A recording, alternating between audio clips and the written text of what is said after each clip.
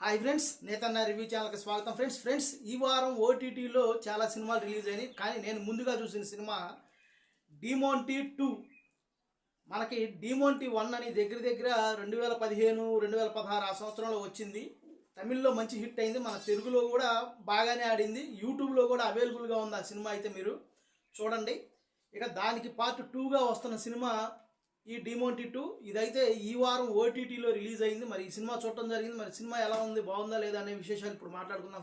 Friends ముందుగా Demonte colony already first part అయితే చూసిన వాళ్ళకి మనం పెద్దగా చెప్పేది ఏం లేదు, కానీ చూడని వాళ్ళకి సినిమా స్టార్టింగ్లోనే కొంత చూచాయిగా చెప్తారు. ఇక ఈ సినిమా కథ ఏంటంటే, కొంతమంది యువకులు ఆత్మహత్య చేసుకుంటూ ఉంటారు. వాళ్ళు ఎందుకు చనిపోయారు అనేది ఈ కథ.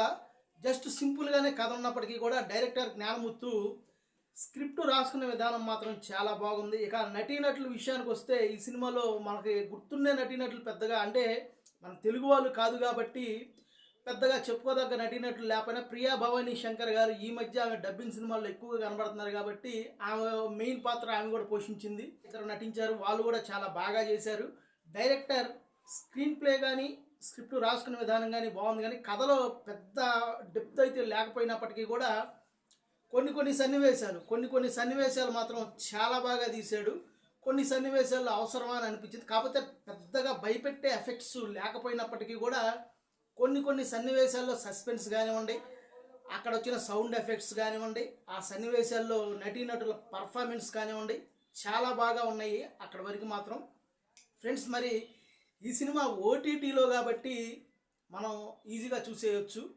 కాకపోతే ఇలాంటి హర్రర్ పిక్చర్స్ థియేటర్కే ఎక్కువగా వెళ్ళి చూడాలని చెప్తారు, కానీ థియేటర్లో చూసేంత స్టఫ్ అయితే ఈ సినిమాలో పెద్దగా ఏమీ లేకపోయినప్పటికీ కూడా ఓటీటీ కాబట్టి ఖచ్చితంగా మనమైతే ఓటీటీలో ఈ సినిమాని చూడొచ్చు.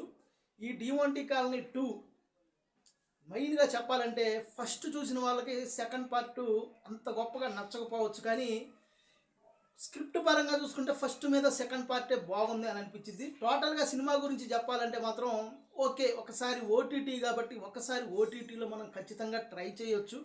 నటీనటుల పర్ఫార్మెన్స్ కానివ్వండి, బ్యాక్గ్రౌండ్ మ్యూజిక్ కూడా చాలా బాగా ఉంది. సినిమాకి మూడుకు తగ్గట్టు ఉంది. కొన్ని సన్నివేశాల్లో మాత్రం అదరగొట్టేశాడని అయితే నాకు అనిపించింది. సినిమాటోగ్రఫీ కూడా చాలా బాగుంది. నటీనటుల పర్ఫార్మెన్స్ బాగానే ఉంది. డైరెక్టర్ గారు స్క్రిప్ట్ రాసుకున్న విధానం బాగుంది, కానీ దాన్ని సరిగా ప్రజెంట్ చేయలేకపోయాడేమో కొన్ని సన్నివేశాలను నాకైతే అనిపించింది. మరి డిమోంటీ కాలనీ 3 కూడా ఉందంట.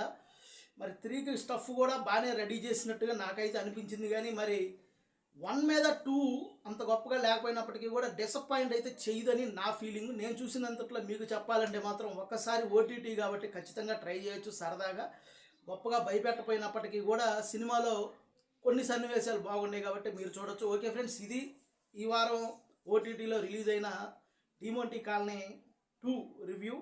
మరొక సినిమాతో మరొక వీడియోతో మళ్ళీ కలుస్తాను. ఓకే ఫ్రెండ్స్, ఎప్పటికైతే మరొక వీడియోతో మళ్ళీ కలుస్తాను. బాయ్.